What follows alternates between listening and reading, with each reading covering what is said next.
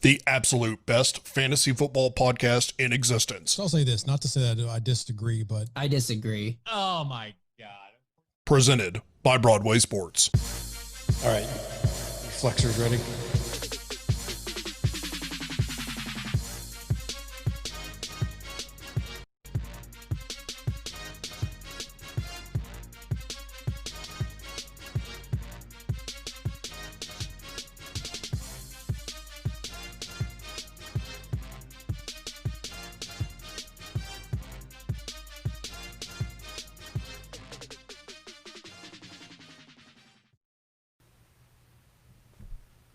We are live. Hello, everybody. Welcome in. We've got some people rolling in here. This is the Flex. This is our third or fourth live show in a row. Thank y'all for joining us each and every week. We're going to have some more people rolling in here. Get your questions loaded up in the chat and get them ready to go. We're going to get to those in just a minute once we get through some things. Zach is off gallivanting around Nashville doing Lord knows what. So he'll be joining us here in a little bit, maybe possible. We do have his notes for the week, so we can go over them at some point in time. But and your off time, make sure you're also checking out for all of the Flex's content, all of our breakdowns, all of our articles. Check out shop.broadwaymediasports.com. Did I get that right? You nailed it. Nods approval. That's awesome. I'm going to learn that one day. For all of our merch, check it out. It's all good stuff. Got about 10 people coming in here. Guys, I've been watching a lot of live streams here recently with people going on, answering questions, especially like with the Mandalorian review and all that.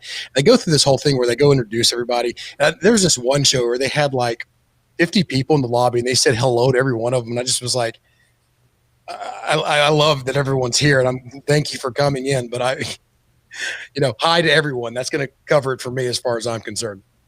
So I don't know if you guys want to go through the list, but if you're in the chat, please let us know if you want to say hi to you or get some questions in there. We're going to get to it. I was out last week, and I want to say I did watch the show and was able to come a little bit when I wasn't napping. So y'all did a pretty good job last week without me. So you may carry on without me in the future. It was a pretty good show. Never without you, Ryan. I thought we did horrible without you, to be honest. We missed out on the best call of the week, which I'll get to in my what I learned. So anyway, back to you. Yeah, I got you. So let's start it off while we get some of the questions going and get some people in here getting warmed up. Let's go with our tried and true. What did we learn before we get into our matchups as well? And I'll start us off because mine's kind of sad. And I don't want to just dampen the mood before we get into any matchups or anything like that. And I think 2 weeks ago I talked about how proud I was that for the first time in I don't know how long or ever probably that I made every single fantasy playoffs in all of my fantasy leagues, and I was. My involvement in the show was a big source for that. It was great. I was on the high. It was fantastic. The league I really cared about was my money league. I took first place in that one. I had a pretty good matchup going in. And guys, I lost every single first game matchup. So it was either in the first round or I had a bye. And so I lost all my matchups in my other leagues. I was like, whatever. I still got my money league. I'll be pretty good there, right? No, I turn around and lose my money league by like 3 points or whatever it was. I had 1 point to go. I was up 90-89, and who do you have left? Claypool. And I was like, for like 3/4 of that game, Claypool didn't get a catch. And all of a sudden I see a text as I'm walking around my house from Graver saying, sorry, Ryan. And I looked at the match. He's got a catch for 30 yards. Fantastic. This is awesome. So, but what makes it even more maddening is I try not to do the whole thing where I go and say, well, if I would have started this person, but if I literally would have started David Johnson over any of my running backs, I win the matchup. If I literally start Antonio Brown over any of my receivers, I win the matchup. I mean, I got 4 points out of one of my starting running backs and Keenan Allen, one of my starting receivers on the week. And then Clyde Edwards-Helaire goes down with an ankle injury as he's driving for the goal line. Probably going to get more points for me there as well and finishes with 8. There's a lot of stuff that could have happened there for me that didn't. So not bitter about it, but I am out of the playoffs and I have nothing really to care about other than the show. And great advice to you people now that I can just kind of be freewheeling it now. So that's what I learned. Hopefully one of you two, Justin, why don't you go ahead, have something a little happier than I do. I learned this is going to be, I don't know if this really applies after what you just said, but I learned to trust your gut instinct because I don't know how many times throughout the season, if you watch the flex, you see Ryan say, I don't really know why, the numbers don't really say, but I have a feeling, and just be right almost every time. He texts our group on Sunday morning, boys, I got a feeling, with a picture of a bet placed on the New York Jets money line. Man, I gotta trust your feelings, dude, because that was the call of the year. That was amazing. It was big. I wish I would have put more money on it because I was very confident about that. I can't tell you why I was confident, but it just felt like the right time. The Jets have done nothing right this season. So of course, as we're getting close to the end of the season, they're going to do things even more not right by losing their bid on Trevor Lawrence and beat the Rams, who they have no business beating whatsoever. So it just felt right. So I bet on it. I put my money where my mouth was. I didn't pick them in the pick 'em, but that was earlier in the week. So the feeling didn't hit me until later in the week, and I put money out there. And I've talked about my novice and the Broadway bet section and how I don't really know what I'm doing. But I was very confident this when I went to the betting slip. I put the money down and I hit enter and I sent it. And I was like, I'm done. And I sent it to y'all. I was like, here we go. And then I'm watching that game. It's like 23-20. I'm like, oh no, is this really going to happen? And of course it's the Jets. So I'm like, I'm on pins and needles. It was probably outside the Titans game, probably the most excited I was all weekend watching football. And you only put down $1,000 on it, so you could have made a lot more. Yeah, right. You knew it was going to hit when I put the Rams minus 17 in the best bets column. You just knew it. Oh, yeah, The Jets are going to win outright after that. Yeah, we need to say it every single show. You got to fade the Broadway bets until further notice. Still 2-2-1 this week. 2-2-1 better. this week. One push. That's better. But yeah, that's probably my proudest call I've made in a while. So thank you for the call out there. I appreciate it. So, Greenlaw, I guess on to you, buddy. What did you learn? If anything? So, don't ever, for any reason, no matter what, no matter where or who else you have to start or what the matchup is, for any reason whatsoever, start Ben Roethlisberger in a playoff matchup. Let me tell you, I only needed 17 points from Ben Roethlisberger in a league where quarterbacks score like crazy. I needed 17 points. In the first half, he had -8, I think. -8 in the first half. He finishes with 9 points. I lose my fantasy matchup to our own Jimmy Morris. And, I don't know what else to say. I could have started Mitchell Trubisky and won that playoff matchup, and that's not something I thought I would have said, in week 5 this year would be Mitchell Trubisky over Ben Roethlisberger. But don't trust Ben ever. That's what I learned because he's donezo now. Oh, and it could have been way worse. It was if he didn't have one good drive, it would have been an awful game. There was he would have had like 1 point. At least 4 dropped interceptions before he was finally picked off, and at least 3 after. I mean, it was like constantly just Bengals players letting the ball drop through their hand. William Jackson had 1. He could have had, I think, 5, and that's not an exaggeration. Yep. If anything, that did have some good to it. It did stop Juju. He's going to stop dancing on the logo, so maybe some good did come from this. I mean, but I read earlier in the week where he was pretty emphatic that he was going to continue dancing. They're not going to stop me, and I guarantee you some leadership on that team somewhere, somehow, be it a coach or a veteran player came to him and said, "Cut that shit out." Mike Tomlin told him not to do it. If he hadn't told him not to do it, I think he would still be going out there next week to do it against the Colts. I missed the Mike Tomlin. He said, Juju said something like, when other players and coaches are being asked about it, it's time to stop. Like, bro, it was time to stop a long time before that. He has more TikToks. Zach pointed this out in the Power Rankings article this week, which he stole out of a tweet from somebody that I don't remember now. Juju has more TikToks made than he has receiving yards in any single game this season. More TikToks made this season than his single game receiving yards. 98 to 95, I think. 98 TikToks to 95 yards or something, somewhere around that ballpark. Yeah. Just shooting my whole Juju is related to the Juju Smith-Schuster thing. You guys have been very pro Juju the whole season, even though he stinks. Zach and I have been very anti-Juju. Bud Dupree has taken to Twitter and he's telling everybody that if you're against Juju Smith-Schuster, he's going to beat you up this offseason. So Zach and I are in big trouble. If Zach and I mysteriously disappear around, the middle of January, who did it. Go call the cops on Bud Dupree. Yeah. Oh no, you're gonna come chase us all down? No. We're safe. Ryan and I are safe. We're super. Yeah, you two are safe. It's Zach and I that are on the chopping block here. So pray for us. No. So before we go any further, all we've got some viewers in the lobby there that are watching. I need you to go down, hit whatever. I don't understand technology fully on this whole Restream app or Periscope, wherever you're watching. Wherever you're watching, there's an ability to share this live stream right now. Hit that button, Send it out to all your friends. Get people in here. Let's have a party. It's the holidays, man. I know people are probably traveling, whatever. People may be trying to hide from their families. They don't want to get into those tough conversations at the table. Maybe they're just bored. Maybe they want a break. So let's get them in here. Let's have some fun. Let's have some questions. I mean, and we're even freewheeling. We'll answer more than, well, maybe not life questions, but any sports questions, Titans related. We always say we are Titan. We cover the Titans. So even if it's not fantasy related, if you've got Titans questions as well, we'll do that. So we do have one question that I want to get to since they got in there, before we get to any of the matchups, and it's from Lucas Hill. It says, look, I'm a Titans fan, obviously. Thanks. I just mean, yes, obviously. And I have Henry as my running back in fantasy, but my question is who to start at QB, Rodgers against the Titans or Russell Wilson against the Rams. I just don't like the thought of subconsciously rooting for Rodgers. We have covered that many times, that if you're ever in a tough situation where you're wanting to know who to pick for, I kind of throw stats out the window a little bit, because it feels dirty, right? When you're having to pull for the opposing, because what are you hoping for there? That Rodgers goes off, but the Titans also go off and it's just a shootout. Probably may happen anyway, but it's a danger. I agree with the sentiment that it's a dirty feeling and it is a dangerous game to play.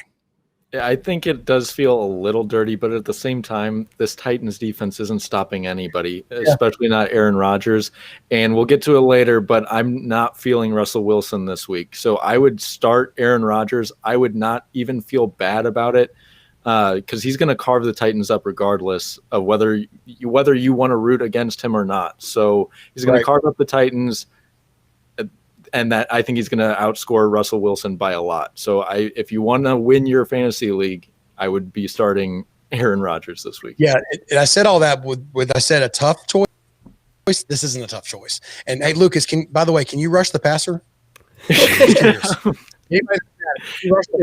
Let us know. We'll get you in contact. If you have a question for us and can also rush the passer, please put that in your question, and we'll direct you to the right people.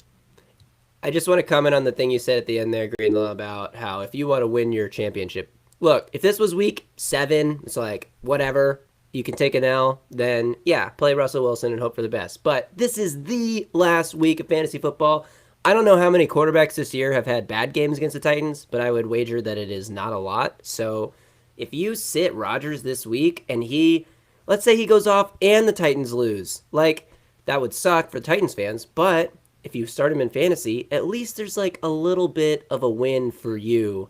Whereas if you keep him on the bench and the Titans lose, that's just a double L. And then there could be the scenario where basically every quarterback this year has come out, thrown for 300 yards, thrown a couple touchdowns against this Titans secondary that is porous like Swiss cheese, and the Titans still overcome and overpower because their offense is just that good. And I am being a biased homer here, but I think that's how this game goes. I think it's a 40-something to 30-something type of game, and whoever turns the ball over the fewest times is going to win. Yeah, it might be a last possession wins type of game, and I would be beyond shocked if this was something other than a shootout this weekend.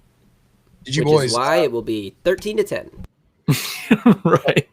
So on the coach's corner this week, we covered that this game has the feeling that, with the way these two quarterbacks are playing and the way these offenses can go, is that it really feels like that whichever team has the ball last is going to be driving for the win or to seal the game. And if I was a fan of either team, I'd feel pretty confident in those situations that my team is going to get that accomplished. And we also touched on this may be one of those perfect weeks where you have a late score or field goal in the second half, and then boom, say the Titans are getting the ball back first in the second half. They can have a 10-point swing by scoring on that first drive in the game, or the Packers for that matter. Feels like very much that of game that, Green Bay and Titans are just going to be throwing haymakers at each other, scoring quickly. You can't get down. The Titans match up very well against the Green Bay defense, and anybody matches the Titans defense for what it's worth. So it just feels like one of those types of games. So I agree with all that we said. So Lucas, hope I can be worse.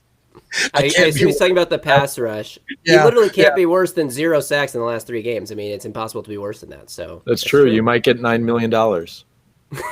Who knows? And maybe crumple your body up so bad they throw you, someone trips over you, and get the loss. Maybe you get $15 million like Clowney did. Who knows? He's got 0 sacks too. Hey, go give it a shot. Can't be worse. I do agree. So that was our first question tonight. Get some more questions loaded up in there. We're going to start going through our game matchups. I know Zach's not with us. He's still Vikings alive, though. He is still alive. I want to make that clear. Okay. Sorry. No, Zach is not with us on the show. He's busy, like I said, out running around Nashville or whatever he's doing. I apologize. He's not with us yet on the show. We expect him here in a little bit, possibly. We'll see. We do have game notes from him if we want to get into those. I hope one of you two has his chicken scratch pulled up because I can't find it on your screen right now. But you've got Draver's got the Vikings at the Saints up right now, and I have no clue who has that game. I guess it's you. That's you, Justin. Am I frozen to you guys? I look frozen to me. I'll just keep frozen. going. You're smiling. Look at how you're smiling, though. You're smiling to the pain. I'm looking away and smiling, and that's all that it takes. Let me just switch over to my other camera and see if something else happens. Oh, gosh. Oh, we'll be back. Oh, we'll be back. And there we go. All working again. So anyway, yes, I have this game. The first game of the week. What it do? First game of the week is Vikings at Saints. We got a Christmas Day game, everyone. So that's pretty fun. Friday football. No Thursday football, but we got Friday football. You guys know who to start in this game. Let's not be crazy. You are starting Alvin Kamara. You are starting Adam Thielen and Justin Jefferson, who continues to produce at a highly efficient rate despite not that many targets. The Vikings would stand to benefit from giving him more targets because he is just a monster. I don't know if you guys saw this play from the last game, but Warren Sharp tweeted this. Justin Jefferson open in the back of the end zone. Cousins like rolling out, looking. Like for some reason he's just like waiting. Finally throws the ball. It's way too late. It's broken up in the back of the end zone, and Justin Jefferson yells, "Fuck, Kirk! Throw the ball!" I love it. Give Justin Jefferson more targets because he deserves them. So on the Saints side, he's an alpha. He 100%. He's an alpha. You're obviously starting Alvin Kamara.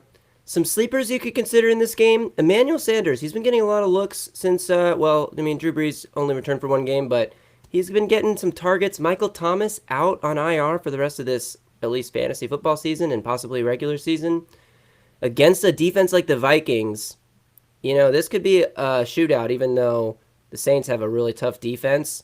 I think that this line, New Orleans -7, I don't know if I love that line. I might lean towards the Vikings there. But I think that you can safely roll out all your studs. I don't think you have to worry about Dalvin Cook against this tough D-line. Obviously, Dalvin Cook carried you to the championship if you're here, so you got to roll him out and hope for the best, and I think you'll be all right. All right, we have one more question in the chat, but do we want to keep going through the questions or just kind of take the questions as we get them? We can take the questions as they come. I don't love his options here. He's got Josh Allen or Deshaun Watson, and Allen's going up against the Patriots, and I believe Deshaun, forgive me, is going against the Bengals. I would start Deshaun. Yeah, I agree. Based almost solely on Bill Belichick. Josh Allen's never had a good game against Bill Belichick. Right. Well, the Patriots are not bad versus the pass. I was looking at that a little earlier. They're really not. But Stephon Gilmore is dealing with an injury. He might not play in this game. And I have Josh Allen in a fantasy championship, and I'm rolling with him. So. Well, who's your other option? It's probably not as good as Deshaun Watson. Who has been really good I recently. don't have one. And apparently has figured out how to running backs again. Yeah. Out of necessity, probably.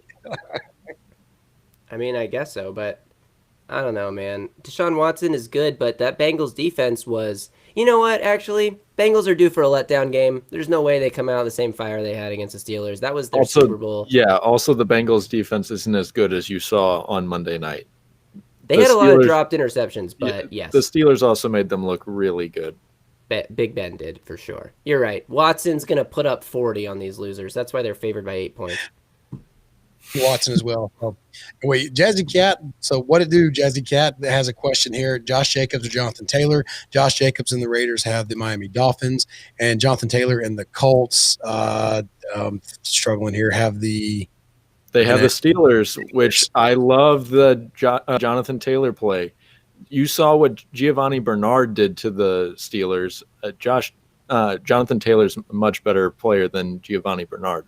Plus, Miami is a really tough defense. I think that's going to be tough skating for the entire Oakland offense. This is not the same Steelers run D you saw in week 6 or whenever the Titans played them. This is missing like their top 4 linebackers heading into the Cincy game, and I think they lost one or two more. They lost a safety that was playing linebacker for them. So, yeah, I think you have to roll Taylor, especially because Taylor's on a roll, and the Colts have talked about how they want to feed the hot hand, and I don't know if he'll be the hot hand in the game, but he's certainly the hot hand when it comes to their backs over the last 3 weeks. Yeah, and Giovanni Bernard, that's another name that's going to haunt me because if I start, again, David Johnson, if I start over any of my running backs, I win. If I start Bernard over any of my running backs, I win. It was that close, and that's how bad the rest of my running backs were. If I had started Bernard over Nelson Aguilar, I would have beat Jami. So that one definitely stings for me too. Yeah, but you can't live in the past. You got to make the good decision. You can if you lose. Yeah, I know. I say it's all the time. A good decision is a good decision regardless of outcome, and a bad decision is a bad decision regardless of outcome. But it sucks in fantasy when if I just would have moved my edit one player. I would have rather just been blown up by 50. And there's nothing I could have done. Nothing on my bench would have helped me. I've done. Couldn't have done anything this week. When you lose by 3 or 4 and you have 80 points sitting on your bench, you're like, mother. I overthought this for sure. So what's our next game here? We got the Buccaneers at the Lions, Tampa Bay, 9.5 points. Justin, is this you again? Or is this is Greenlaw? Okay, go ahead. I like how you're doing this. I got to find stuff on the sheet. Whatever. Greenlaw, go ahead. Well, I don't think this is me. I'm almost positive this is not me. This is you. This is me. Why are you pointing at Greenlaw? We're off to a great start. Hello, everybody. Welcome on in. So we got the Buccaneers Lions. So what I did on my research here is I've got the start, obviously, Tom Brady, Leonard Fournette, especially with Ronald Jones being doubtful. Any Buccaneer receiver that can catch passes from maybe not Gronkowski, but anybody who can catch passes from Brady. Detroit stinks out loud on defense. Just awful. That just if you have a Tampa Bay offensive player that has gotten you any sense of consistent points over the last few weeks, go ahead. Because they are fantastic. That's who I would want to go for, and I'm big into the Tampa Bay offense. Now I think they're going to boat race the Lions. It's going to be one of those games, which means they'll score 13 points. But that's just where we're going with this one. And for me, even though he's been pretty damn good recently, I'd be tempted to sit DeAndre Swift in the Detroit running game versus Tampa Bay. Tampa Bay is pretty damn good against the run, and the Lions are going to have to be playing a lot of catch up in this game, which may or may not mean that their running backs are involved in the passing game, but they don't typically do that as much as other teams. So I'm not sure if they will be. So it's a bit of a chance, but I really don't like their running game as just straight up versus the Buccaneers defense. So I'm sitting anyone that's a running back for the Lions, Peterson especially, but that seemed too easy. So Swift seems like the more, one for the targets and the carries there. So I'd sit him because I just don't like it in the matchup looking into the game going into it. I really like that. Plus Tampa Bay, they have linebackers that can actually cover, which will help against Swift in the pass game. And Swift isn't a guy who, like Dalvin Cook, that you took super early. He's a guy that you probably took semi-early, but you probably have an option that you can roll with there. So I like it. Yep. Yeah. It's an easy game for me to cover. It's not a garbage game. It's an easy game for me to cover because start Tampa Bay. Whoever's touching the ball for Tampa Bay, start them. I love Fournette play because he feels like he's going to get touches, especially around the goal line. So he might be good for a couple touchdowns. Yeah, definitely. Especially if Jones is still out with COVID or whatever. Yeah, exactly. So, Greenlaw, I know this one. Next one. Yeah, I do have this game for sure. So my sit in this game is Derek Carr. Basically anybody on the Oakland offense because Miami's defense is very, very good. Oakland? Well, Is there a team in Oakland still? I feel bad for them that they lost their team, so just let them have that little shout out. I know there's a lot of Raiders fans in the chat from Oakland, so just let them have it. My start against Las Vegas, is is it Ahmed? Is that how you pronounce his last name? Salvin Ahmed. Yeah, either Ahmed or Myles Gaskin, whichever one. If Myles Gaskin is healthy, he's the guy I'm starting. If not, then I'm going with Ahmed. Whoever's been the starter there, whether it's been Gaskin when he's healthy or Ahmed, they're getting almost all of the carries. And the Raiders defense is horrible against running backs. 4th worst as far as fantasy points allowed to running backs. I would start. This is like something I would start with a lot of confidence, like a low or a very high end RB2 for either one of these guys. But would you play Marcus Mariota? No, because he's not playing. That's not confirmed. Derek Carr practiced in full on Wednesday, but that doesn't mean anything. Unless it means that I would have much playing. rather him did not practice. That would have given us a bitter, whatever. I'm not going to talk about it. John Gruden watched Derek Carr practice, and he probably ran those same read option plays that Mariota was so good with, and he was like, you know what? Maybe we should play Marcus again. I think he's thinking about starting the Peterman, actually. That's who's going to be starting on Sunday. You said there's a lot of Oakland fans in the chat. You know what there actually are? A lot of Mariota fans in the chat. That's very true. Look, which is fine. Be a Mariota fan all you want. Just don't root against the Titans' interests. Root for the Raiders, because if they win on Saturday, the Titans' playoff spot is locked up before Sunday even happens. Not that it matters, because all they have to do is win anyway, but it could be cool. Yeah.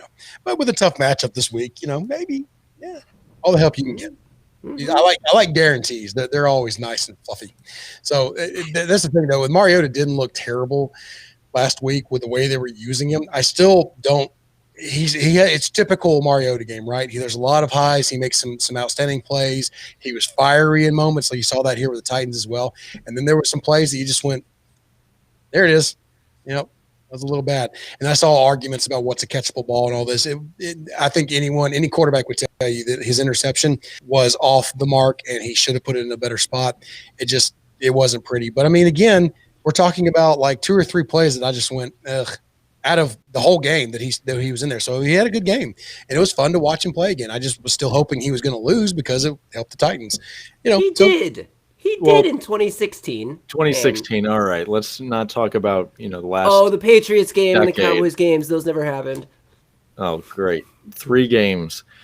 The thing about Marcus is that you worry his best or one of his biggest assets is his running ability, and you worry about him running like he did against the Chargers, that it's going to get him injured, and which is what is the source of all the problems. So I do worry about that for him long term. I think he's probably best suited as a backup, but he did look really good. Was that a Monday night game? Yeah. Monday he's a more athletic Taysom Hill. Oh, don't even. Taysom Hill's one of the worst passers. I'm just I will say that article that Paul Kaharski published with the Mike Mularkey interview shed a lot of light on the Mariota injury issues and just how much of a hindrance it was for his pro career with all those injuries. So I totally agree. Felt like he was running with no regards for his safety because he knew it was like his maybe last chance or whatever to get out there. Bald or bad? Real quick, Derek Carr is not bald. I think he meant bad. He has a buzz cut. I just want to clarify that.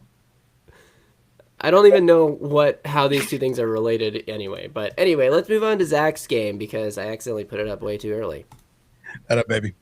All right, I'll just read these notes exactly as they're written. 49ers versus Cardinals. Start, Brandon Ayuk. Averages 12.4 exclamation point targets per game over last S games. I think that's supposed to be a 5, but it's definitely an S.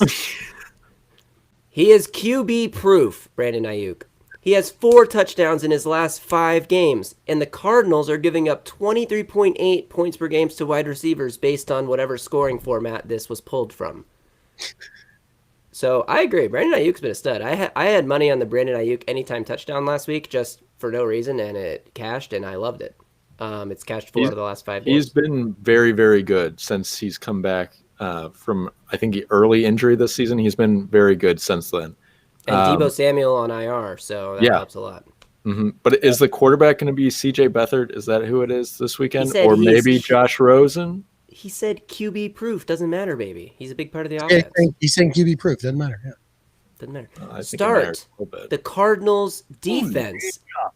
Interesting combo. Start a wide receiver, but also start the defense he's playing against because the 49ers QB/RB situation calls this a no-brainer. I don't know if a QB/RB situation can call anything because it's an inanimate object, but according to Zach, calls this a no-brainer. And One sit for you guys. Sit the San Francisco quarterbacks and running backs. Just don't do it. Oh, I'll let Zach say this himself. Zach, welcome to the show. I was just reading off your Cardinals 49ers notes, and I was on the last one, if you want to take it. The last one is you got to sit all the San Francisco quarterbacks and all the running backs that you can because they all suck. I mean, at this point, you're in the playoffs. Don't even fucking worry about it. And it's just a mess. It's a total mess. And read it like you wrote it. Yeah, I'm just over it. Just don't do it. We did get confirmation. Lazy Unicorn 420 did mean bald. And he also says he could dust Raheem Mostert.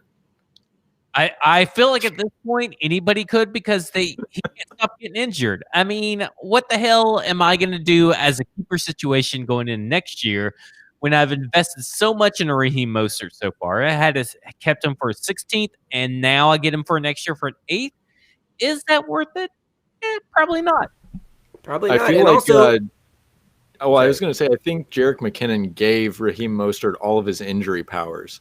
Because he can't stay healthy at all. And I also saw Jeff Wilson limping around on the sidelines after one play on red zone. And then, like, a few minutes later, he's back in the game. Like, what? Is he hurt? Is he not hurt? Who knows? Yeah, Jeff Wilson's very annoying. He's stealing all these touchdowns and all these touches. All this backfield, San Francisco has to get a grip and cut at least 3 of these guys. At least 3 of them. That speaks to how bad it is, though, because there are probably 3 of them they can cut. Yeah. All right, load our next game up there, and I'm going to mention the chat again. Remember, get your questions in there. Zach's here now with us, so get those fantasy questions, get those Titans questions, get those Nashville Row House questions in there. If you got local beer you like, get those questions or comments in there. We'll cover it. Screw it. Lazy Unicorn, I run a 9-second 40-yard dash. That a baby. You probably could outrun me. That's not bad. Anything under a day is probably pretty good at this point, as far as I'm concerned. Maybe exaggerating just a tad. So we got the Atlanta Falcons at the Kansas City Chiefs, and that is my game. I recognize that one from my notes earlier, so let me pull that up. I got the Chiefs versus the Falcons, and Patrick Mahomes and anybody catching passes from them are no-brainers, right? So we're going to leave that as it is. Just start whoever you got there. Those are no-brainers. But an interesting situation has developed in their backfield with Clyde Edwards-Helaire going out with an ankle injury late last week. Reports are, even though he's listed as doubtful, that he's going to miss the rest of the regular season and try to get back for the playoffs and try to rest that ankle up. Doesn't matter to me anymore. I had him in all my leagues, but as I said earlier, I'm done, so I don't really care. Do with what you want with him. But it does open up the possibility of Le'Veon Bell catching some starting reps. I will caution you because Chiefs history in these kind of situations, it's always those Darrell Williams or those Williamses who seem to have the big games and come out on top. So I'd be real tempted to have a sneaky play here and go with Darrell Williams catching passes out of the backfield and stepping in because Le'Veon Bell carries it between the 20 to the 20, and then Williams cleans things up for whatever reason. And don't give me this. He's too small for red zone back. He's done it before. He's done all these kinds of things before in his career when it was down to the doubting of whether he was going to be a big contributor or not.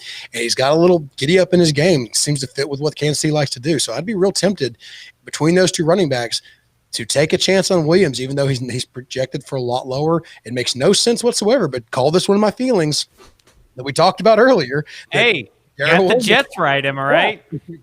Yeah, exactly. So as you know, Zach, because you were here when we covered it. I was here. I'm just reiterating.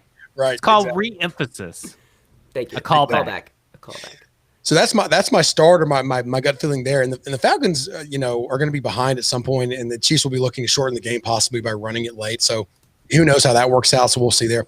But on the other side of the ball, continue to sit Julio Jones, and that should be a no-brainer, but I'm just going to continue to state it because one of the things we've always said is to start your studs. Julio Jones is not in that category anymore with his hamstring, what Calvin Ridley is doing, and how this game does not match up well. And he hasn't scored a touchdown all season, regardless of health. It's maddening how this talented a receiver who still people are saying is the best in the game. There's arguments out there that he's still the best in the game, even what he's doing. He's not scoring touchdowns. He is not the best wide receiver in the game. No, I'm sick of that. And I know you don't think it is. Zach's going to bring up Alan Hearns. Wait for it. I was going to, but now I'm not going to. You can look up the stats yourselves. Here's the thing. He's not the best wide receiver. When did this happen? Just because he gets a lot of yardage in like 3 games out of 16? He has led the league in yardage a few times. Yeah, but I mean, he gets them all in like one thing. Like right now, Devontae Adams, Tyreek Hill, DeAndre Hopkins, AJ Brown, all these guys are currently better than him right now. And if you don't think those guys will be better than him at the end of the career, I don't know what to tell you, because obviously you have this Alabama like crimson glasses on, because Julio Jones just doesn't score touchdowns. You get all the yardage in the world. Give me some fucking points. I don't care if you're Mike Evans and you score 3 1-yard touchdowns and you have 3 catches for 3 yards for 3 touchdowns. That's what matters. Touchdowns matter. Do you want to know who has more touchdowns than Julio and Michael Thomas combined this year? Because it's Dez Bryant. It's Dez Bryant has more touchdowns than those two guys combined.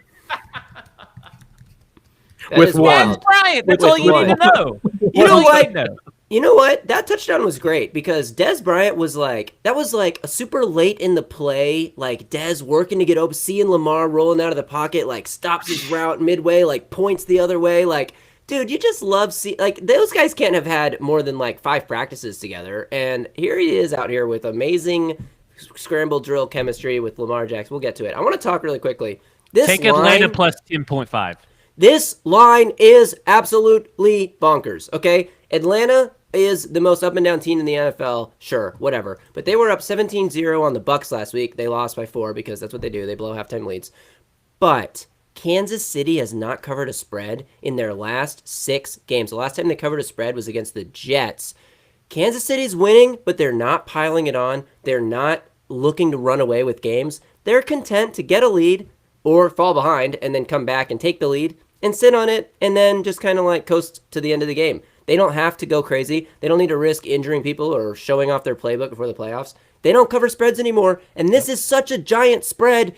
Even if Kansas City is winning by 20 in the fourth quarter, like, this is the type of game Atlanta will score 2 late touchdowns that don't matter at all and cover this spread in. So take it. When I saw it and I looked at it like, the over under, that's a little iffy, but it's Kansas City. Then I saw the spread and I'm like, right before you said it, it clicked in my mind.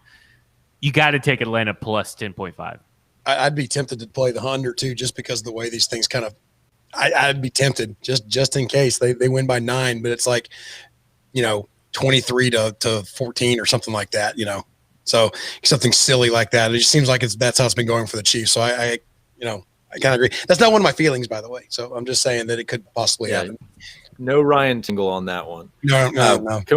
Can we jump to this question from Josh in the chat real quick? He's talking about Devontae Adams, and he's asking if the Titans are going to bracket cover him. Let me tell you something. It doesn't matter what they do against Devontae Adams. It doesn't matter at all. He's still going to go off. So it doesn't matter. You can start him as an A+ start. It literally does not matter at all. This is actually an ideal matchup for him because unlike in past weeks when the Packers like build a big lead and then just sit on it and go into a shell and do nothing, like the Titans offense is not going to let them do that. So unlike the last few weeks where Adams has had like 5 catches for 40 yards in the first drive and then done nothing the rest of the game. Okay, lazy unicorn. You cannot. You cannot. I will say this. You start your Green Bay Packers. I know we're not at that game. I don't know where it is on the list, but you start your Green Bay Packers. You just got to. Yeah, it's one of the last games because it's Sunday night, but we will get there. In the meantime, we are on to this one, which is... That's mine. Chicago Bears, Jaguars, that is Robert Esquire Greenlaw. So your sit is DJ Chark. He's been horrible recently, and the Bears are really good against wide receivers, so he's got to be a start. He's not a flex play. He's not a fringe flex play. Just bench him. The only guy on the Jags offense that you could possibly start is James Robinson due to volume, but that's it. And then the start is David Montgomery. He's had over 100 points the past 4 weeks. Jags run defense, we've seen it firsthand, one of the saddest units in the NFL. So start Montgomery as a potentially very high-end RB1. I feel like this spread is a little off kill, and then I remember that maybe James Robinson isn't playing, so, what are they resting him for? He sat out Wednesday's practice to rest, but, like, there's no reason not to play him in the game. It's not like they're saving him for anything. Hey, where are they picking the draft? They're kind of a shitty he's not team. Doing anything. But you're not going to beat the Chicago Bears whether he's playing or not, right? I mean, don't you? Yeah, but why risk one part of your offense has been pretty good, pretty consistent this year? Risk what though? Yeah, because career-ending more injury? than likely he's not going to be good next year You're gonna- because he's you're an gonna risk him going undrafted off- free risk him agent. going off for some reason, and then y'all end up giving the pick back to the Jets with 2 games. I mean, to go. yes. That's the only reason. But if you think the Jags aren't beating the Colts in Week 17, then you're crazy. But you Here's could my- also do that in game, couldn't you? Like if you're Yeah. winning by some sort of disaster, you could bench James Robinson in game. You don't have to Sitting make him him is a lot active. easier to Because- explain than that. I even think say those he's- people that are going to pile their chips on James Robinson in the first round, because I'm telling you right now, James Robinson is going to be, for whatever reason, a first-round draft pick next year in the fantasy football leagues. I think first. I think people will think that, there's nobody behind him, right? He's an undrafted free agent. So was Arian Foster. Yeah.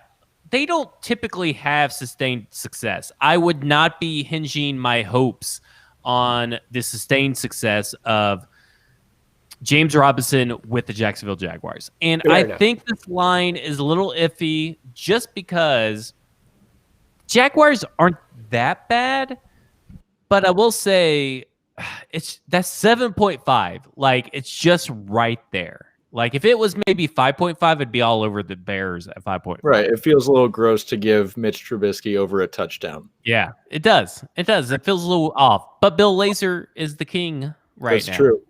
Going back to James Robinson real quick, it will matter a little bit as far as who they add. If they add nobody, then he's still the guy. But if they add even a late round draft pick, I'd be a little hesitant on picking him very high.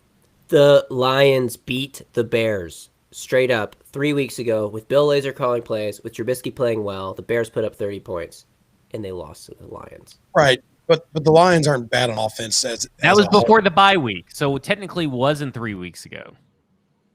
It should have been before the bye week if my research last week was And the correct. Bears have been pretty solid these last 2 weeks. I mean, for what it's worth. I mean, they've been playing better lately, for sure. Yeah. I've kept picking against them in the pickup, and like every week, I'm like, God dang it. Go back to being the Bears. Not before the bye week. Their bye was week 11. I'm talking about week 13. Damn.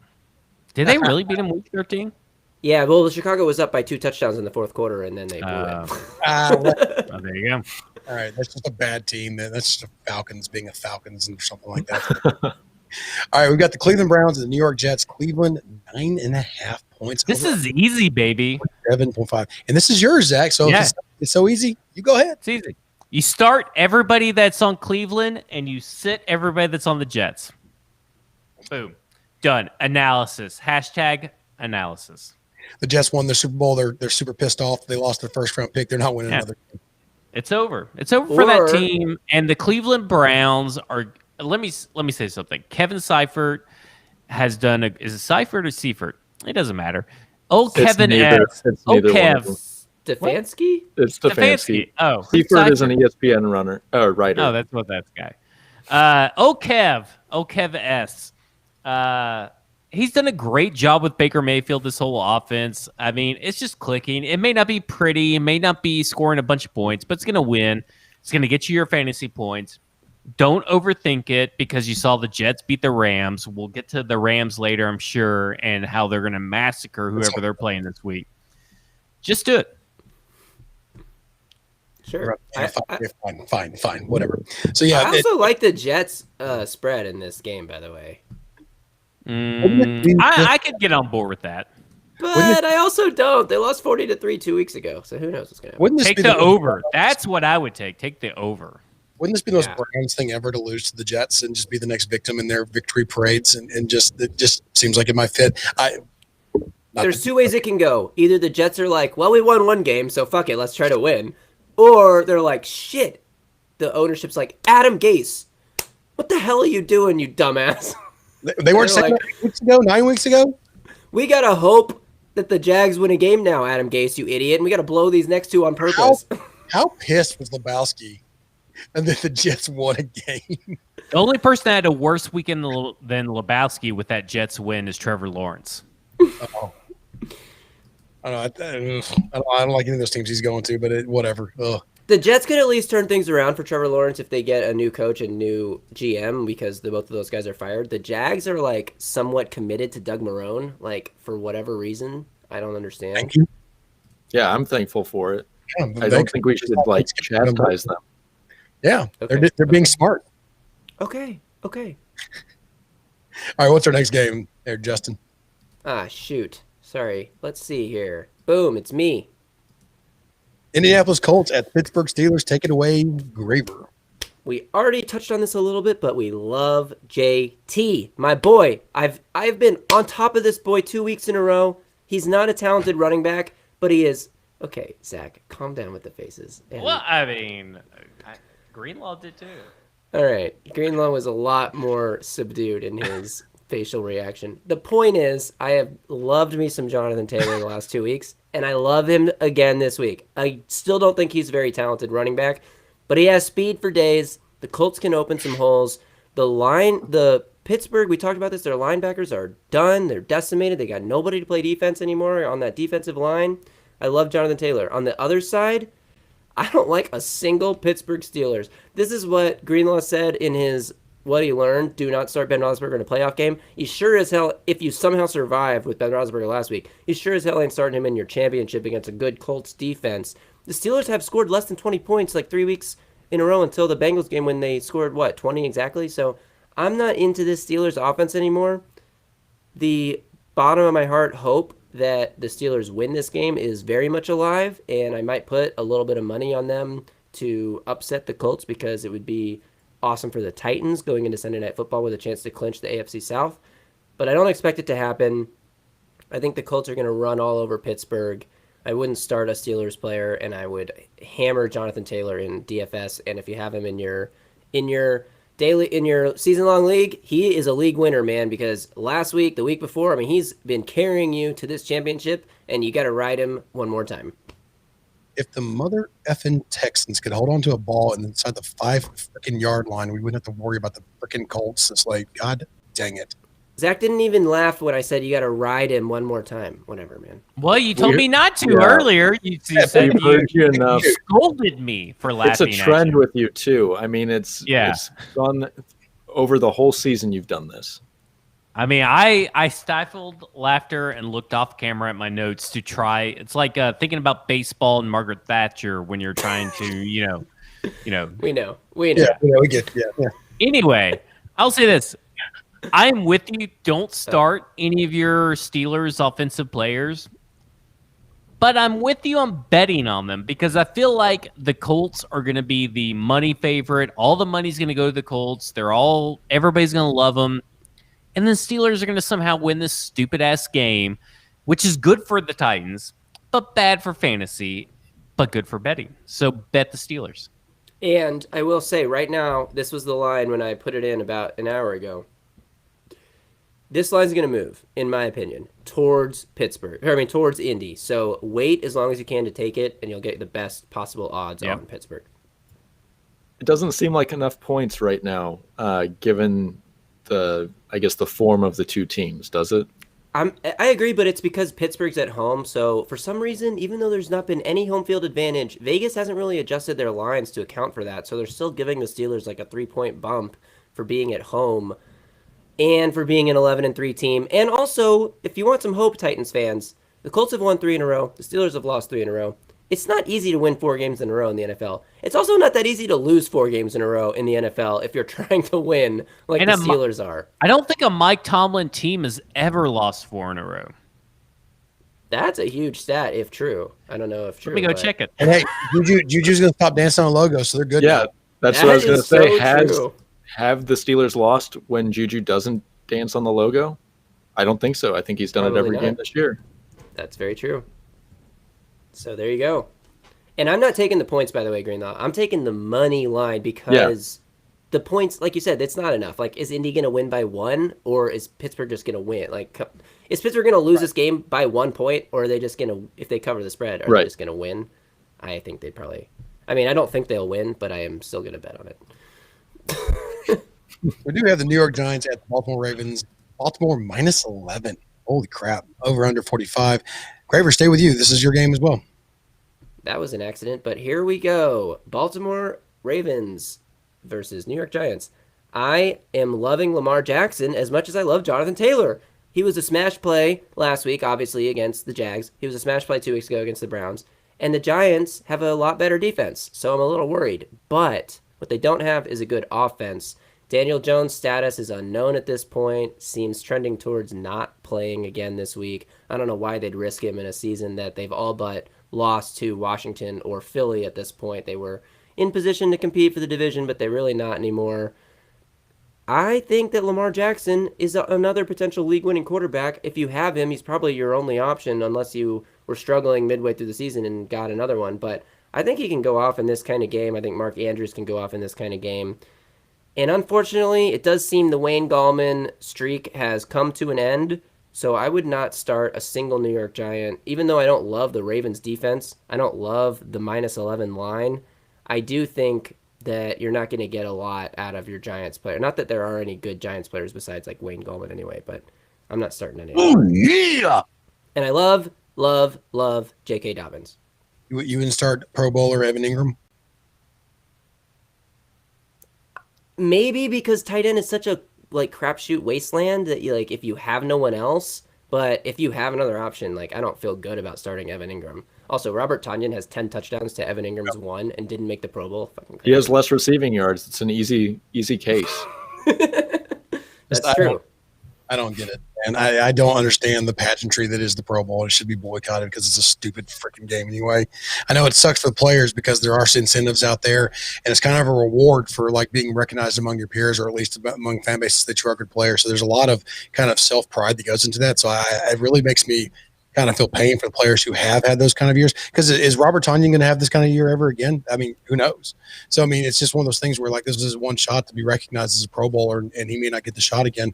You know, and we were talking about the coaches score this week. I'm sorry, I'm going to go on a rant here, but it's just as good as the Titans freaking have been on offense. Not one offensive lineman, not one. Small market team, and nobody knows any of the Titans O-linemen outside of Titans fan base. So, I mean, Ben Jones is one of the best centers in the league this year. No doubt in my mind. Nate Davis, one of the best right guards in this league. But the only offensive lineman anybody outside of the Titans fan base knows is Taylor Lewan, and he's out for the year. Right. I mean, and Dennis Kelly is not a household name, and he's having a good year. I mean, but they still think he's a scrub. And Saffold, but the one I'm probably most mad at is Saffold, because when he's healthy and he's been in there, he's been a beast. And he is a household name. People know who he is. He came from a big market. It's very frustrating that they've been as successful as they have been in the past. But Tannehill's been protected beautifully. The offense is humming. The running game is great. And it's Henry's fantastic. Don't get me wrong, but this offensive line is great too for the Titans. Okay, ran over. I'm sorry. I've delayed way too much. I apologize. I just want to go back to the Mike Tomlin thing that I said about the 4-game losing streak. He's only been on a 4-game losing streak with Big Ben as a starter once, and that was in 2013. They started at 0-4 and ended 8-8. So he and the other 4-game losing streak was the 2016 when Landry Jones was in there and all this stuff. He ended up 11-5. So they're already got 11 wins. Yes, he can end up 11-5. However, I will say that never with Big Ben. So I think that Big Ben is going to come back this week. Predicting it. Don't start him in fantasy. Do not start him in fantasy. Please do not start him in fantasy. Ever again. All right. All right. What's our next game? Let's get rolling a little bit here. I know it's 8:53. Let's see. I don't even know how many games we've got left. We've got the shut up, Zach. Just hit a bog down when you join. We've got the Bengals at the Texans, and that is you're just going to keep giving yourself games. God, please. Houston -8 over under 46. Go ahead, Graver. Wow, that was a total accident. But these are the last 2 noon games, so we're getting them out of the way. We're going in order of kickoff time. So these are the last 2 Sunday at noon games. I think that we talked about this a little bit already. Deshaun Watson's putting up 40 on these losers, baby. No, but for real, I really do like Deshaun Watson in this game. David Johnson, he caught a lot of passes last week. He may be back or maybe not back. I don't know. I'm okay with playing David Johnson if you have to. And Giovanni Bernard. You absolutely have to play Giovanni Bernard in this game because unless Joe Mixon randomly gets activated off IR, which I don't think is going to happen, the Texans have the absolute worst run defense in the league. I've said that about a few teams this year, but it's actually true about the Texans. Number 1 in EPA expected points added per rush attempt allowed against them. I can't wait for Derrick Henry to play against the Texans in Week 17 if the Titans are still playing for something, because it means Derrick Henry will go over 2,000 yards. But hopefully they aren't playing for anything, so hopefully he doesn't go. I mean, I hope he does, but I don't think he will. Hopefully they're not playing for anything. But if they are, the Texans' run defense is so bad, you got to play Giovanni Bernard. It doesn't matter if Ryan Finley's the quarterback or anyone else. Thank God, because I had $1 on the Celtics. They just beat the Bucks in the season opener. Good job, Celtics. We are appreciative at the flex here. We got 2 Celtics fans above me. So go Celtics. Sorry for the interruption. But anyway, Giovanni Bernard, Deshaun Watson, don't play anyone else. We've only been here for an hour. We've got time, but I appreciate the heads up, Greenlaw. Thank you so much. I was watching it a little bit earlier, but I had to get away from it. So, yeah. Would you play Ryan Finley because he's a running quarterback? Like, if you're absolutely positively the most desperate person in the world and there's no one else on waivers and you have Ben Roethlisberger on your team. I was about to say, would you rather play Ryan Finley or Ben Roethlisberger? Finley. Ryan Finley Finley over won me my Roethlisberger. fantasy matchup. And it has nothing to do with Finley. It's all about start Roethlisberger. Honestly, I saw somebody tweet this. I can't remember who it was, so I apologize to that person that will never see this anyway, so it doesn't matter. But apparently Russell Wilson has been a bottom 5 quarterback more times this year than he's not been. So It's a wild year to be a Russell Wilson owner. you might be better off playing Ryan Finley than Russell Wilson based on the matchup, because the Texans are a terrible defense and the Rams are really good, and coming off the most disastrous loss imaginable to the Jets, you know they're going to be fired up. Do you just want to take that game now, JG? Nah, you got it, baby. That's next, right? I don't know. I don't know. was You're just the saying one you're covering it. Oh, there it is. Looks like it is. Seattle is my minus sit is one. my sit is home. Russell Wilson because of what JG just said. He's been horrible. He hasn't had over 30 points since week 9 or since week 8. He hasn't had over 30 points. Last time he played the Rams, he had 12. And like you said, the Rams are going to be pissed after losing to the Jets. I don't even know if I'd start anyone on Seattle's offense. That includes DK Metcalf, because if I remember correctly, he got locked down by Jalen Ramsey the last matchup. And then he got called back for penalties. Yeah, that's really the only thing he did that game versus him. I do kind of think he might be like, all right, I know what I'm in for this time. I'm not letting Jalen Ramsey push me around like that. Have you seen DK Metcalf? I don't think he goes into a game not expecting to push people around. I think that Jalen Ramsey is just a different kind of a corner that he's come across in the NFL. So, I mean, I agree with you there in a little bit, but at the same time, DK Metcalf doesn't strike me as a guy who can't just push people around. So, I mean, the fact that he was pushed around means it's probably going to happen again. Yeah. And then for my starter, I don't love anybody in this. Maybe the wide receivers for the Rams, but that's about it. Cam Akers really messed a lot of things up by getting hurt, because now you can't trust Malcolm Brown or Darrell Henderson in this one. So maybe the Rams receivers, but I don't love anybody. I don't disagree. I think that DK Metcalf is the start of the week for this Seattle and LA Rams game, because I do think I disagree with Ryan about how I do think that, look, when people get physical with Jalen Ramsey, he kind of turtles a little bit. And I think that DK Metcalf is going to be a little bit wiser this go around and a little bit better this go around. So I think DK Metcalf will go over 100 yards and get at least 1 touchdown. Are you going to bet on it? Sure. I'll put some money on it. Last game, DK against Jalen Ramsey, 4 targets, 2 receptions, 28 yards. Yeah, I think it's going to be way better than that. I mean, feeling it. It almost have to be better than that. Yeah. Oh, yeah. Here's the thing you're not accounting for is the up and down of Russell Wilson, because Russell Wilson is due for a comeback game. He's been due for the whole second half of the season. Doesn't mean that it can't happen this game. is he still trending way down? Oh, my God. Terrible. All right, we do have one question real quick. PPR need flex. Mike Evans, J.K. Dobbins, or Marvin Jones? Marvin Jones, baby. Yep, Just I love roll Marvin him. Jones here too. I'm a big Dobbins fan, but you guys are right. I mean, Stafford was feeding Marvin Jones against the Titans, and he's got a pretty good matchup again. Jimmy, thanks for the question. I hope that was easy enough for you. Yeah, Marvin Jones. Only Even because it's PPR. If it wasn't PPR, I'd say Mike Evans. But because it's PPR, If it was a PPR, I'd say J.K. Dobbins. You can't trust Mike Evans in this crucial time right now. what if he catches 3 1-yard touchdowns? Well, I don't know. What if he doesn't? Then you're screwed. Yeah. I do like anybody who's going to be catching passes for Tampa Bay. So there's that. All right, baby. This is easy. I like to keep it easy, like to keep it simple. Denver Broncos at the LA Chargers. You start Drew Lock because Chargers are giving up the 7th most fantasy points to quarterbacks. And you start Justin Herbert and the Money Badger. Right now, everybody in your league dropped the Money Badger after last week. And you got to pick up the Money Badger because the Broncos are allowing the most fantasy points to kickers right now. And that's crucial. You're at the point where every point matters in the playoffs. Pick them up. And Herbert's awesome. You got to start Herbert no matter what you got. Sit both defenses. This is going to be a high-scoring game. The over-under at 49, over. Boom, done. All that. All right. Moving on. Broncos Then. I have got nothing their else. ass kicked last week. Yeah. So, bounce back city. Yeah, but the Chargers have found ways to keep people in games this year. So Bounce back city, baby. All right, what's Moving the- on. Oh, me Philadelphia again. Dallas Cowboys. Go ahead, Zach. All right. This is a fun one because I enjoy doing the research on it. Here's who you got to start. Jalen Hurts and Miles Sanders. Obviously, you're thinking, oh, I got to start Miles Sanders. But if you're a Miles Sanders owner all season long, he has been without Jalen Hurts in points per game running back 27. But with Jalen Hurts' last 2 weeks as a starter, he in points per game, he's running back 10. That's a 17 spot jump just because of the quarterback.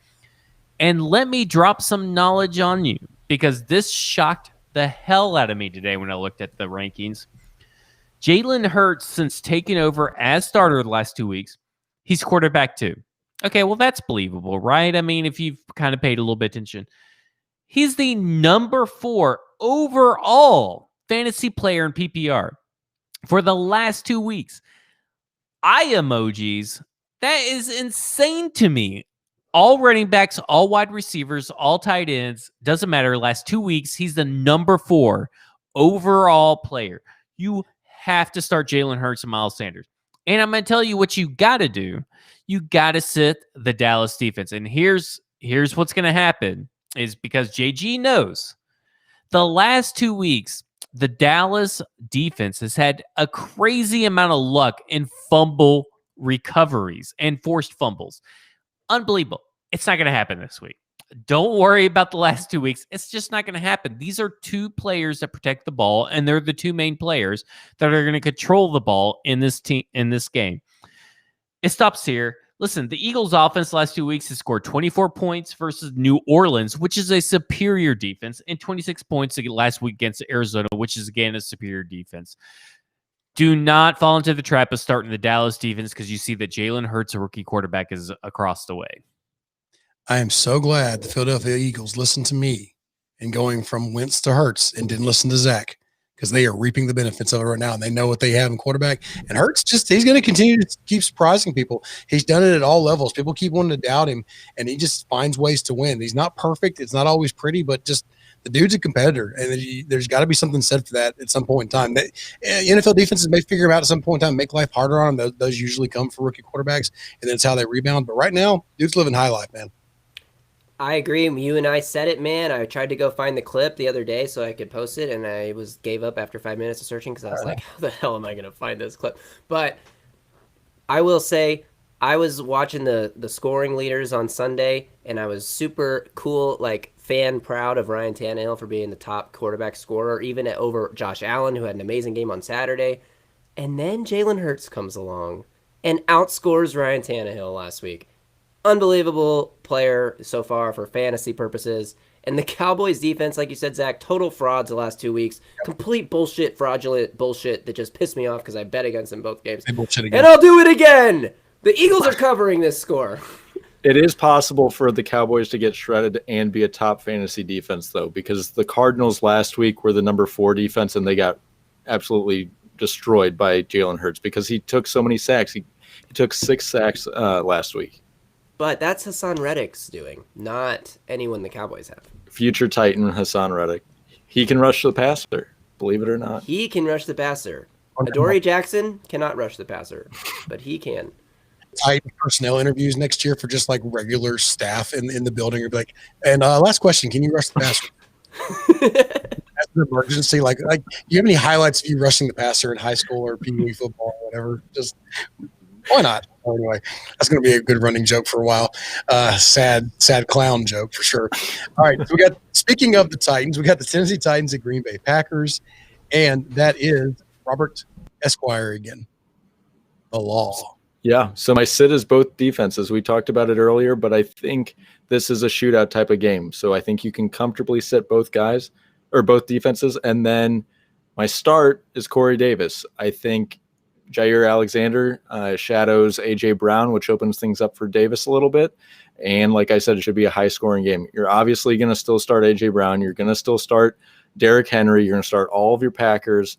So I went under the radar a little bit because he's been really good. But I think you can start Corey Davis this week. You smashing that over as well? Probably. I don't. This is the highest total on the slate. There are only 1, 2, 3, 4 games over 50, and one of those is 50.5. So this game is going to clear 60. This is a super high total, and again, the highest total on the slate. It's going to be a cold and snowy game in Lambeau. Those aren't usually 30-something, 30-something. Those are usually 23-20 kind of. Yeah, with these offenses. Right. I just want to say this. I think people are a little down on the Packers defense, and I was looking at the stats the other day. There are technically, if you look at the actual stats, the actual data, they are like a top 10 defense. And I know that's weird to say because I guess people don't believe it or whatever, but when you look at their points allowed, their yardage allowed, their rush yards allowed, rush touchdowns, blah, blah, they're either inside the top 10 or inside the top 15. That's a pretty good defense, and that is what makes me worried about the over-under on the 56. Now, does not mean that I agree with Greenlaw. You definitely do not start them. You don't take the risk because the Titans' offense is really good. But that's what scares me about the over-under. However, this is the Tennessee defense, and they suck. Yep. So maybe that helps the over-under. I don't know. I'm staying away from betting the over-under. The thing is, I don't think the cold affects Aaron Rodgers, and the Titans are built to score in these type of games because all of their guys are these huge guys that people don't want to tackle. So you got Derrick Henry. They have a horrible rush defense. They might be okay against the pass, but their rush defense is near the bottom of the league. No one wants to tackle him. No one wants to tackle A.J. Brown. I could still see this being a shootout, even if it's sub-zero. I agree, but one thing that concerns me is like we saw in the playoffs last year, even when the Titans felt like they were completely dominant in those games, they only put up, 17 or something against the Patriots, and that was off a pick 6, and they only put up like 28 or 26 or something like that against Baltimore. Like, even when this they is were... the 2020 offense, though. They've been infused with COVID. Nothing can stop them now. I agree. Here's the thing, too. Against dynamic offenses this year, the Packers are giving up 34 to Indy, 32 to Tampa Bay, 30 to New Orleans. I mean, Minnesota put 34 on them and 28 in the next matchup, and even Detroit put 24 up on them. I mean, I'm just saying that against the defenses or against offenses that they can't really single out and they can play balance against them, they don't seem to fare as well against one. Maybe they can erase one part of the game because the Carolina scored 16 points. Well, they kind of took away one part of that game. So, and what I'm saying there is offenses versus this defense that can do multiple things and run multiple formations seem to have a lot more success, which is why I'm fairly confident the Titans are going to be scaring 30s for this game.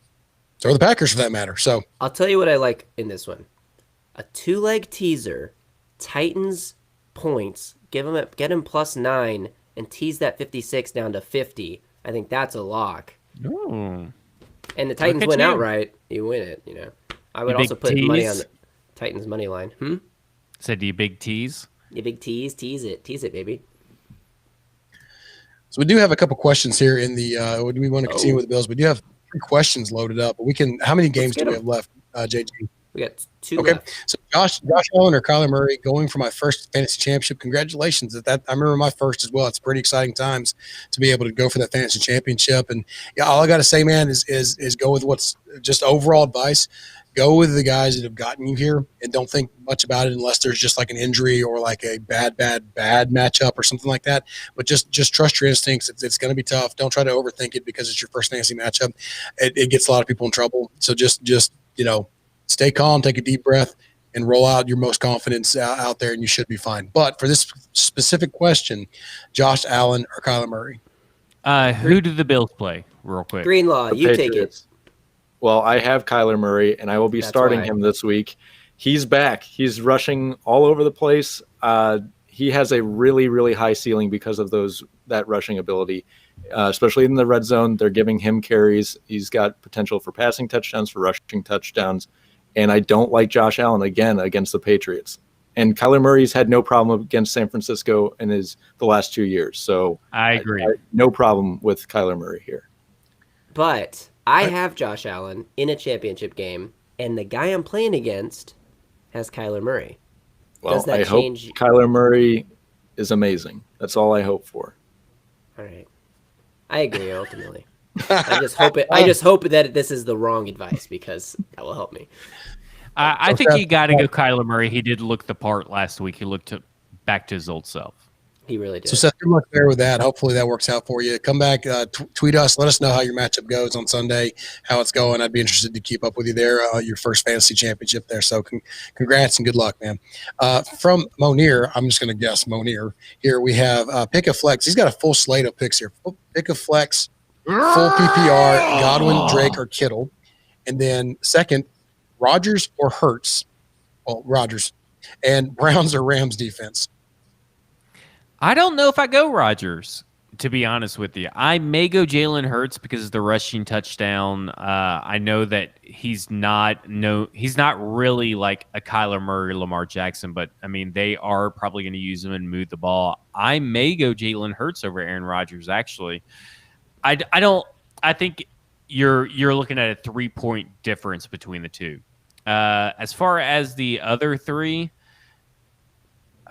Probably not Kittle, maybe Godwin, and then I would go Browns defense. Browns Yeah. against the Giants. Against the Jets, absolutely. Yeah. For sure, and not the Rams against the Seahawks. And then Drake, Drake had maybe 5 or so games in a row of super consistent, 13 to 15 points, and then last week he was dog shit. Kittle, is he back? If he's back, he's my pick here. If not, it's probably Drake. I would go Godwin. But the Lions defense is also dog shit. So Chris Godwin, Bucks play the Lions. The problem I'm going to go. I don't even know if Kittle. Yeah. I'm going to stick to what I said earlier about the Tampa Bay people catching passes for Tampa Bay. If we're out on Mike Evans, then that just, Godwin. But Antonio Brown does seem to be picking up as well. So that'd be my one concern there. Is he did have his best game of the season there. And how Tom Brady loves Antonio Brown, so we don't know if that's going to affect the target share or whatever there. I'm all Godwin.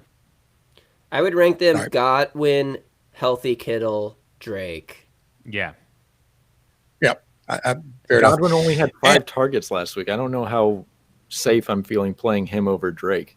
I don't like any of these options. I think it's the Detroit Lions aspect for me. Okay. Exactly. If it was any other week and he wasn't playing the Detroit Lions, I'd probably lean someone else, but he's playing the Detroit Lions. Right. True. Last question listed here from Chris. We've got Hurts all over the place in this. Tannehill or Hurts? Top 2 QBs last week. Can't go wrong, baby. Start them both. It's not how it works. I'd probably go Hurts. I would too. Because the Cowboys it's tough, though. Yeah. And the Eagles want to beat the Cowboys. That's a divisional matchup. It's going to be a big one. I'm Tannehill. But also start Tannehill because you're probably a Titans fan, Chris. I just as much as high as I've been on Hurts, Tannehill is decisive. He's a big time gamer. He's done it for the majority of the season. I got a feeling about Tannehill this weekend in the Titans. I don't know, man. I'd be feeling tight. You heard it. That's it. Is this a Ryan gut feeling?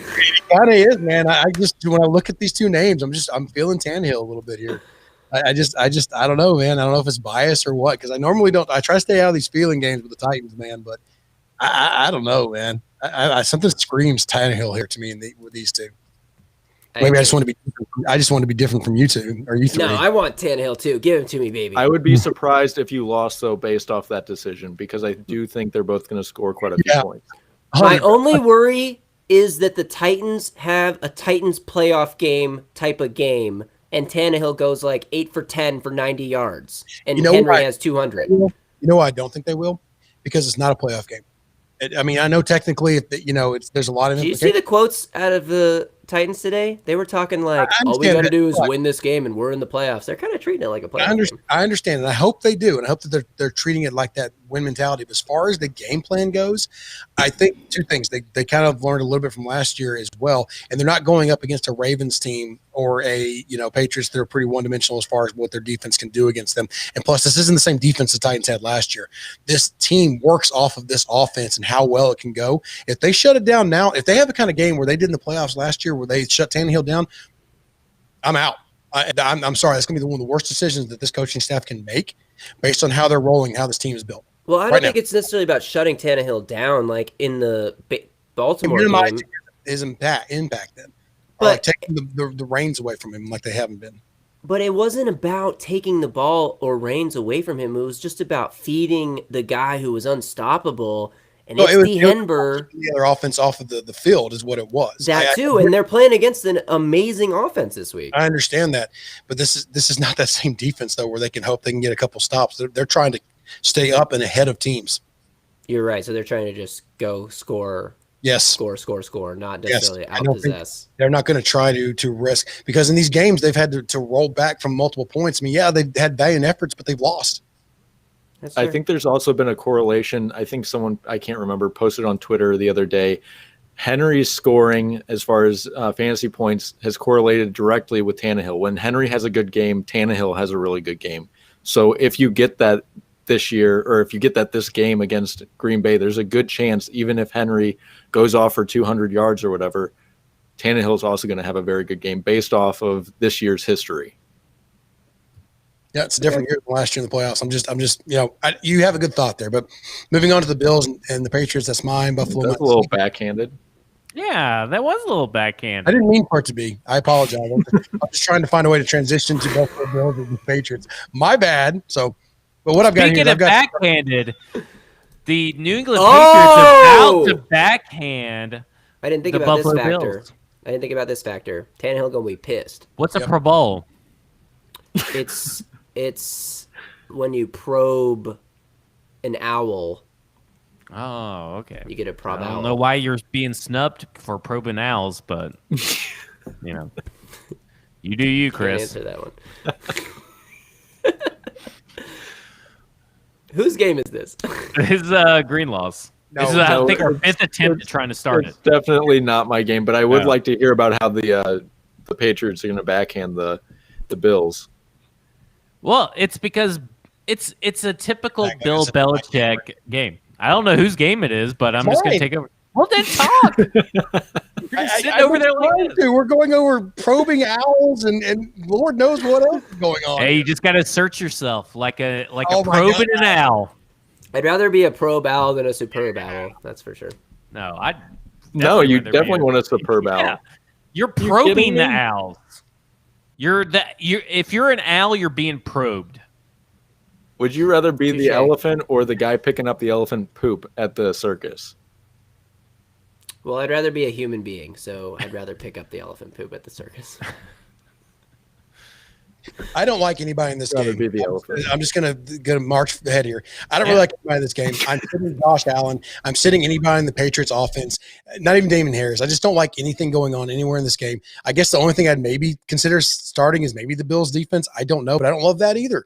So this game is just a big poopy mess. Josh Allen never has a good game against the Patriots. Bill Belichick's probably pissed off being eliminated from the playoffs, or he's going to go the complete opposite way and he's just going to lose and gain as much draft capital as he can to try to trade up and get Trevor Lawrence. Who knows what's going to happen there? I don't like this game at all. If you have any player from these teams, maybe except for Stephon Diggs, sit them. I don't like it at all.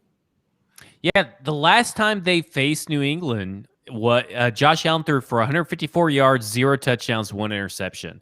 I mean, it is ridiculous how bad Josh Allen is. And I think we talked about it the last time they played him, is that right now, he averages, or he is through 4 games versus the Patriots, 3 touchdowns, 6 interceptions, and he's taken 9 sacks in 4 games. That's ridiculous. So I agree. Stephon Diggs is probably the safest bet out of everybody in this game. Sure, because he'll get targets and he'll get catches, but I don't know if there'll be touchdowns to be had. And if Jacoby Myers scores like 43 points, something stupid because Melo's been wanting to have him all season, freaking hair it. Don't start Myers and just say, you know what, he sucks and he wasn't going to do it. If he scores a lot of points, live with it, because no one outside of Justin Melo, of Broadway, our own Broadway, Justin Melo, would have seen that coming, because he thinks that Jacoby Myers is the greatest gift to any quarterback that could ever happen. He has been harping on him saving his fantasy for 8 weeks now, which is just ridiculously mind-boggling. He actually asked me before the show. He's really mad because he has Wyatt Ray as an IDP and he hasn't gotten any snaps. He said Wyatt Ray is the gift to any is the opposite of a gift to any quarterback. Yeah, because he'll sack his ass. Let me ask you this: if Stidham plays, Ryan, does that change your Buffalo Bills defense play if Stidham is the starter? Stidham. Yeah, I would go heavier than on sit everyone. Then don't even start them. If that is, because he can't be worse than Cam. Yes, he absolutely can be worse than Cam. He is. I guess he can. He is worse than Cam, and he's bad. Right. He's terrible. Well, they're very similar passers, but without any rushing ability. Right. Exactly, and this is Buffalo's only weakness on defense, or biggest weakness on defense. I mean, Buffalo doesn't have a great defense, but they're pretty susceptible against the run. And if Cam was out there, I would like the Pats +7 line. But even though you guys told me that Bill Belichick would never tank in his whole life, if they start Stidham, they're tanking, bro. They're tanking. That's the only reason you would start this guy. I don't think they are. We said they weren't going to tank, and they have not taken. It does feel like this is an under game, though, right? Absolutely, it does. Yeah. Except that I have Josh Allen in my championship. Too bad. So sad. Panthers versus Washington. This is also mine. I actually watched the Gibson news on this one. If he starts, I think he still may be on a pitch count of some kind. So just monitor that news as you get closer to it, and don't fall into it, because I know he's a stud. But if he's back, it's going to be kind of dicey how many plays he's actually going to get in this offense. So I'm not saying don't start him, because he's a stud. He's going to, if he plays, you can't guarantee how many snaps he's going to get. But who I think is going to have a good game is Logan Thomas. He's been on fire recently, and he's been one of the more reliable targets. Even with Haskins starting, he still, I think, took him 23 fantasy points, and also going against the 26th ranked defense versus tight ends in fantasy points per game. Start Logan Thomas. I like that one a lot. And in this one, because there's so much uncertainty in the Panthers backfield, and even if McCaffrey's out, Mike Davis isn't a sure thing anymore. And it's a tough matchup versus stingy Washington defense. I mean, how many times this year have we said, Washington is not too bad on defense. If they could get anything going on offense, and Alex Smith comes in and gives them a little bit of a spark, and now they're, right in there for the division race. So I don't really like Mike Davis against this defense. And even if McCaffrey is there, like Greenlaw pointed to earlier, even if he does play pitch count, maybe he's not he gets pulled, he's not playing as much. I just don't like the backfield for the Panthers in this one as well. And Washington ranks 3rd in fantasy points versus running backs per game as well. So yeah, I like the Washington defense as a start. If you have them, or if they're on the waiver wire as a stream, I like them in this matchup. And I completely agree with you on, I'm blanking now, whoever your start was. Logan Thomas. Logan Thomas. Yeah. Well, I have him, so that's part of it. But also, I'm praying Dwayne Haskins starts, because apparently that's the only receiver he can find. Yeah, fine. I mean, quarterbacks that are usually terrible. Can we talk about this Washington football team and how they almost beat the Seattle Seahawks with Dwayne Haskins, who started off 2 for 8 and like 5 yards or something? The only quarterback that had the worst. Yeah, the only quarterback started off the game 2 for 2 for 0 yards. It's unbelievable. He had a -1 yard pass and then followed it up with a 1 yard pass. Yeah, the only person who had a worse start than him as a quarterback was Ben Roethlisberger, who had a worse start. But they almost won. like as soon as I start talking shit about Dwayne Haskins, he starts going off, and then it's 20-15, and the Redskins almost had a chance to win that game, or the football team, excuse me. But the Washington football team, I mean, they are legit, and I know people don't want to say that they're legit or they want to keep doubting them, but Ron Rivera has done a great job staying and coaching this team, and I said it correctly. But this is a team that's not that far away from being actual NFC contenders. Not this year, obviously, but next year. You talked about it today in our group chat, but you talked about why do they need Waddle? And I'm thinking, well, I mean, if you had Waddle on one side and McLaurin on the other, that's pretty good. That's what I meant. Yeah. That's embarrassment of riches is what I meant. I was hoping Waddle would go somewhere else instead of being there. Yeah. Well, good Lord. But don't you want some teams to like get better? Like I like Ron Rivera as a coach. I like Antonio Gibson. Alex Smith is pretty good. I'm just saying that, it may be time for this Washington team to start being a competent football team for once. And I think this is the turnaround that they've been wanting and expecting. And, to me, I don't know. I kind of am rooting for this team for whatever reason. I think it's the Antonio Gibson bias, but I'm just kind of rooting for this team to be relevant. Yep, I am too. It's the only team in the NFC East that I can even tolerate, and that wasn't the case even a couple years ago. But I do find myself pulling for them, and I think they're a quarterback away. I think that's it. I think you could add another wide receiver to them and it would make them even more dangerous, but I think they're a quarterback away because they have McLaurin, they have Gibson, they have a solid offensive line, they have good coaching, they have a terrific pass rush. There's all the pieces you need there besides a quarterback. And I will say this, the Jalen Hurts-led Eagles is starting to, get me hyped too. Yep. It's going to be an interesting finish to the season out there in the East. So we do have a question. Alex Smith won 4 in a row, right? Yeah. And then Haskins came in and lost. Yeah, but it's their defense keeping them in games largely. They Right. really struggle to score points. No, I agree, but it's like Alex Smith is just not terrible enough. Right. Yeah, that's he's exactly allowing right. that Like defense. 9:30. Come on. All right. So Clayton Witt has what's up, fellas? PPR, Allen Robinson versus Jags or Leonard Fournette versus the Lions. The PPR is throwing me off a little bit here, but I'm going to be honest with you. I looking at it because Ronald Jones looks like he's trending towards being out for this game. Leonard Fournette, I'd be very tempted there against the Lions. They are terrible against the run. Just absolutely I think you always have to go Allen Robinson here.